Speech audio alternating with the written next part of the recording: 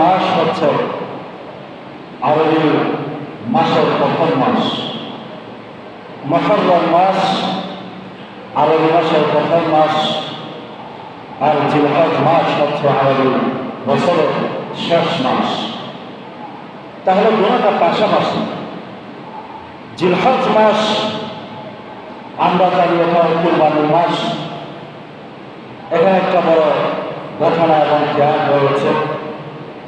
ইসলাম এবং মুসলমানের জন্য একটা বড় শিক্ষা রয়েছে। নিজেকে নিজের সবচাইতে আপনজন, নিজের সবচাইতে প্রিয় জিনিসটা আল্লাহর দরবারে কুরবানি দেওয়ার জন্য যে শিক্ষা দিয়েছেন, সেই শিক্ষাটা হচ্ছে জিলহজ মাস। আর দ্বিতীয় বৎসরের প্রথম মাস হচ্ছে মুহররম মাস। এই মুহররম মাসের মধ্যে আরেকটি শিক্ষা রয়েছে, সেটা হচ্ছে বছর মুহররম কারবালার জমিনে যে ঐতিহাসিক ঘটনা ঘটেছে, সেটা ইসলাম এবং মুসলমানের জন্য আরেকটি শিক্ষণীয়, যেটা বাতিলের বিপক্ষে হককে প্রতিষ্ঠিত করার জন্য, বাতিলকে ওই পৃথিবীতে থেকে বিদায় দেওয়ার জন্য যে ঐতিহাসিক ঘটনা কারবালার জমিনে ঘটেছে, সেটি আরেকটি হৃদয় বিদারক এবং ইসলাম এবং মুসলমানের জন্য একটি ঐতিহাসিক ঘটনা।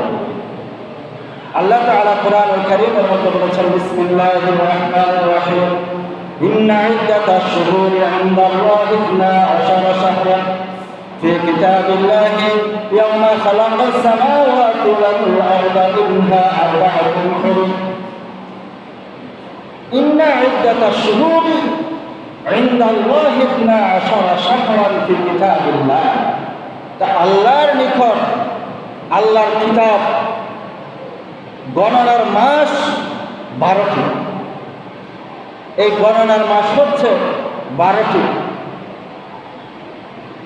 যেটা আমরা আরবি মাসের মাধ্যমে, আরবি তারিখের মাধ্যমে যে গণনা করি, এটা ব্যাপারে বলা হয়েছে ইনদাল্লাহি 12 শাহরান, 12 মাস, ফি কিতাবিল্লাহি ইয়াওমা খালাকাস সামাওয়াতি ওয়াল আরদা।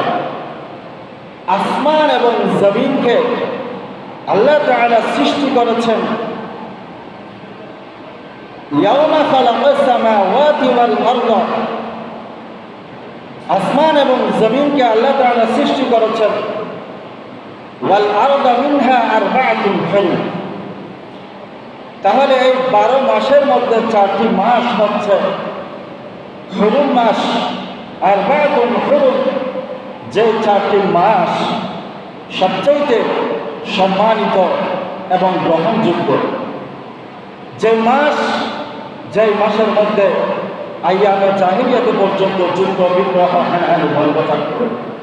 আল্লাহ রাসূল সাল্লাল্লাহু আলাইহি ওয়াসাল্লাম এই দুনিয়ায় আগমনের আগে আরবের মধ্যে যে জাহিলিয়াত ছিল, এই জাহিলিয়াতের মধ্যেও এই 4টি মাসকে সম্মান করা হতো।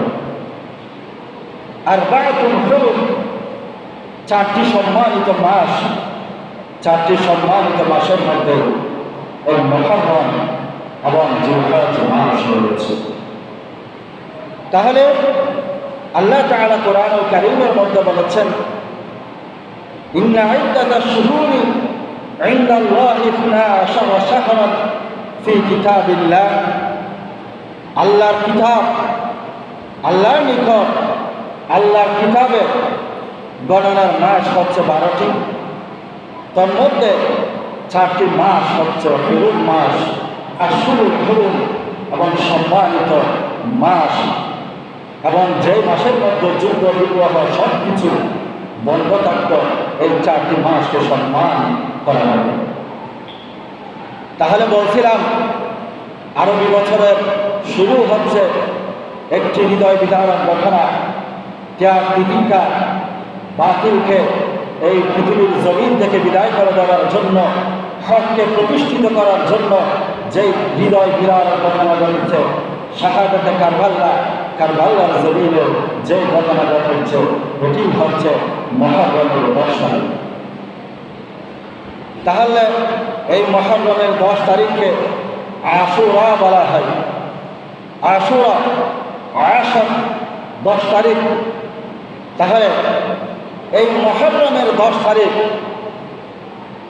বহু আম্বিয়া একরামের ঐতিহাসিক ঘটনা রয়েছে, বহু আম্বিয়া একরামের ঐতিহাসিক ঘটনা রয়েছে।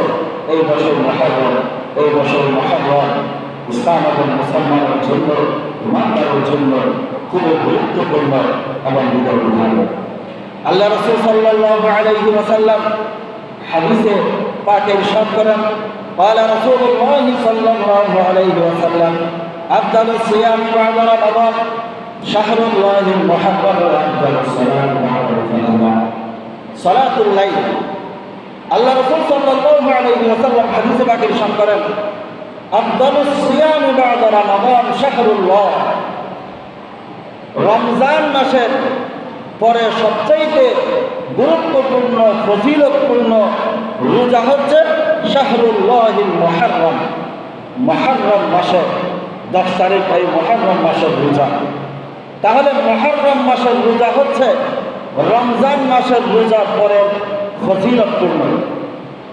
সবচেয়ে ফজিলতপূর্ণ যে রমজান যেটা ফরজ করা হয়েছে উম্মতের জন্য, সেটাই হচ্ছে শাহরু রমাদান, রমজান মাসের রোজা। কুতিবা আলাইকুমুস সিয়াম কামা কুতিবা আলাল লাযীনা মিন ক্বাবলিকুম। তাহলে দেখা যায় রমজানের রোজাকে ফরজ করা হয়েছে। আল্লাহ রাসূল সাল্লাল্লাহু আলাইহি ওয়াসাল্লামের হাদিসে পাকে আসছেন, রমজান মাসের রোজার পরে ফজিলতপূর্ণ বরকতময় রোজা হচ্ছে এই মুহররম মাসের রোজা। এটা অন্যান্য আম্বিয়া একরামের জন্য এই রোজা ফরজ ছিল।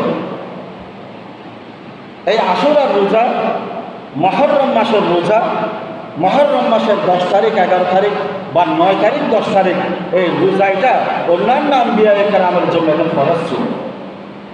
আল্লাহ রাসূল সাল্লাল্লাহু আলাইহি ওয়াসাল্লাম যখন বিদায় হজ করলেন, আল্লাহ রাসূল সাল্লাল্লাহু আলাইহি ওয়াসাল্লাম যখন মক্কা মুআজ্জামা থেকে মদিনায়ে মুনাওয়ারা হিজরত করেছেন, তখন মদিনা শরীফে দেখতে পেলেন যে ওখানের লোকেরা এই আশুরার রোজা পালন করতেছে, আশুরার রোজা পালন করতেছে।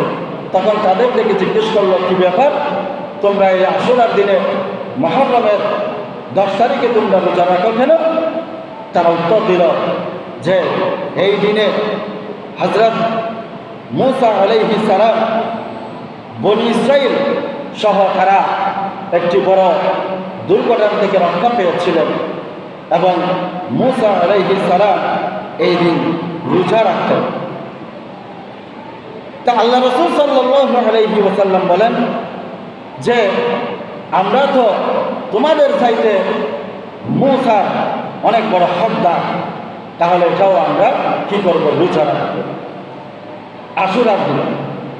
তা আল্লাহ রাসূল সাল্লাল্লাহু আলাইহি ওয়াসাল্লাম আশুরার দিন 10 মুহররম রোজা রেখেছেন এবং আইয়ামে বীজ যে প্রত্যেক চন্দ্র মাসের 13, 14 এবং 15 তারিখ রোজা রেখেছেন।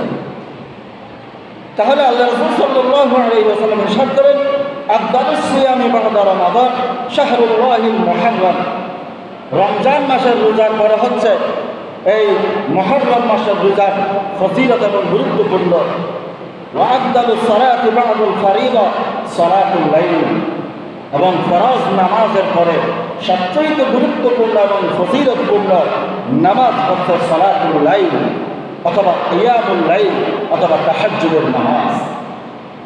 তাহলে ফরজ নামাজের পরে সবচেয়ে গুরুত্বপূর্ণ মর্যাদাপূর্ণ নামাজ হচ্ছে তাহাজ্জুদের নামাজ এবং রমজান মাসের রোজার পরে হচ্ছে সবচেয়ে গুরুত্বপূর্ণ রোজা হচ্ছে এই মুহররম মাসের রোজা, আশুরার রোজা।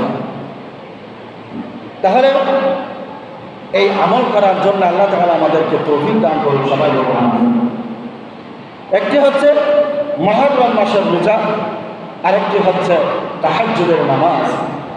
আল্লাহ রাসূল সাল্লাল্লাহু আলাইহি ওয়াসাল্লাম হাদিসে পাকে ঘোষণা দিয়েছেন, আফদালুস সিয়াম বা'দা রমাদান শাহরুল্লাহিল মুহররম ওয়া আফদালুস সালাত বা'দাল ফরিদাতি সালাতুল লাইল।